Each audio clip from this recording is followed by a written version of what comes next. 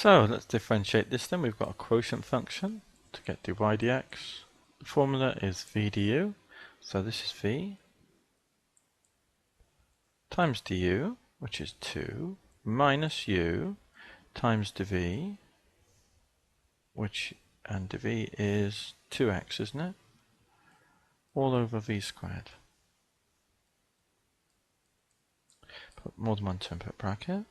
So what do we get? We get 2x squared plus 2 minus 4x squared over x squared plus 1 squared, which is equal to 2 minus 2x squared over x squared plus 1 squared, and that's equal to 2, 1 minus x squared, isn't it? Over x squared plus 1 squared. And this is the difference between 2 squared if you wrote 1 as 1 squared. Hope you can see that. So that's 2, 1 minus x, 1 plus x over, and we can write this as 1 plus x squared if we want to, can't we? So we can see that this equals 0 when x equals 1 from this one, because the whole thing would then be 0, or when x equals minus 1, because that bracket would be 0 and the whole thing would be 0. So when x is 1 then, what does y equal? Y is equal to 2x over x squared plus 1. So put 1 in, 1 squared, so you get 2 over 1 squared plus 1. 2 over 2 is 1. And that's when x equals 1. When x equals minus 1, you get minus 2 over 1 squared plus 1, because that squared is still 1. So you get minus 1. Okay, so that's the y value. So we've got coordinates 1, when x is 1, y is 1. And when x is minus 1, y is minus 1. So these are the turning points.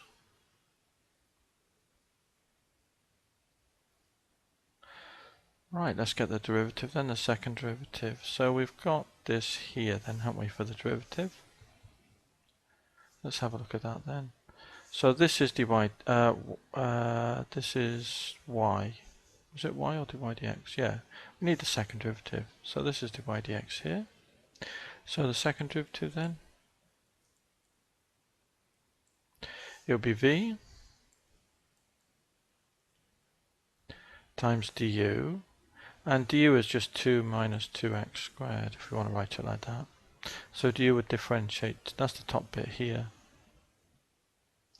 So that would differentiate to minus 4x, wouldn't it? Minus u, which is 1 minus x squared, that's that, times dv. And this is a something squared, so it's something squared differentiates to 2 times something to the 1 multiplied by the something differentiated, all over v squared. Now v squared is x squared plus 1 squared, and it's that squared. So it's horrible. So I'm not inclined to work that out and work out whether it's positive or minimum, because it doesn't look very nice. So I'm hoping that there's a better way to do it.